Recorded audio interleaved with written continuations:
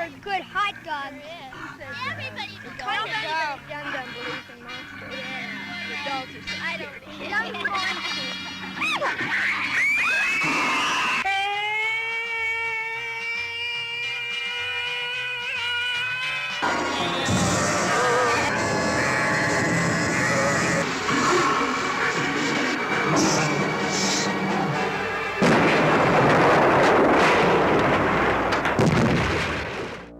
If that confused you, you're not alone.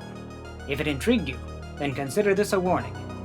Low-grade science fiction and avant-garde surrealism collide in GODMONSTER of Indian Flats, a one-of-a-kind misadventure which must be seen to be believed. I'm Tyler Martin, and this is Monsters from the Id.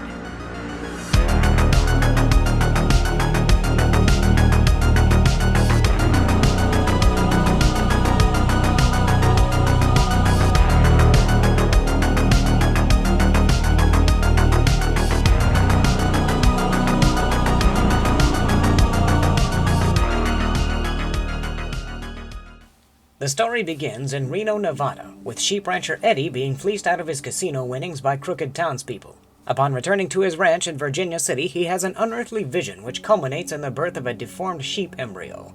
Eddie is found the following morning by anthropologist Dr. Clemens and his assistant Mariposa, who whisk the rancher and the embryo to their laboratory at Indian Flats. Clemens believes that phosphorus emissions from a local mine resulted in the mutation and possibly Eddie's hallucination.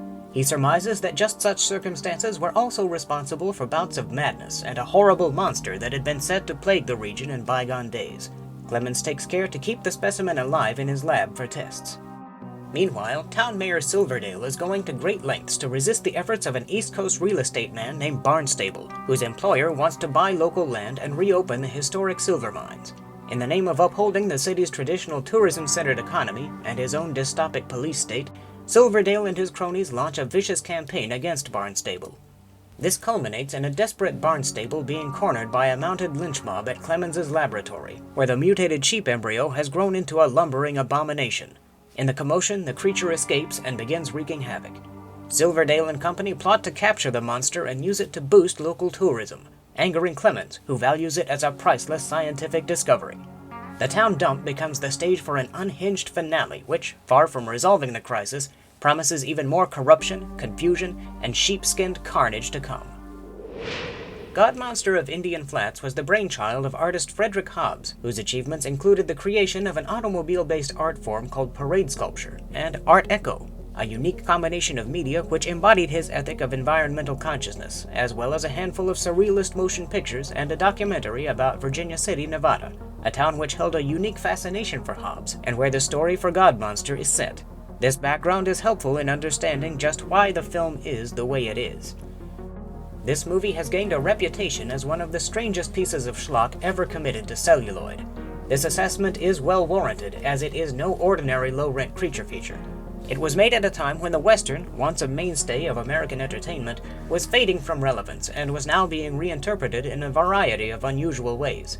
Likewise, monster movies had long been on the decline. But ever the artist, Hobbs's endgame is not merely to mash these two fading genres into one oddball picture. He displays a preoccupation with themes which, executed differently, could have real power.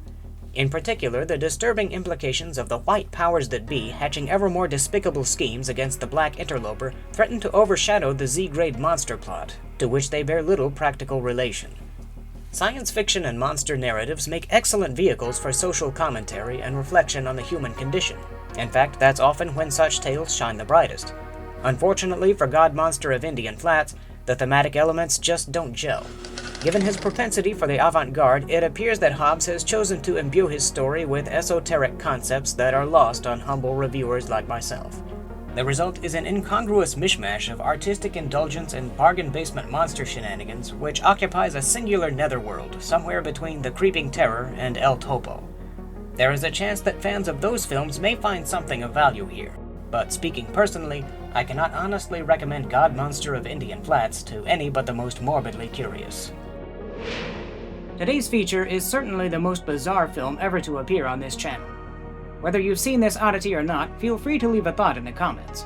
If you enjoyed this video, please give it a like and subscribe for more Monsters from the Id. As always, thank you for joining me. I'll see you next time.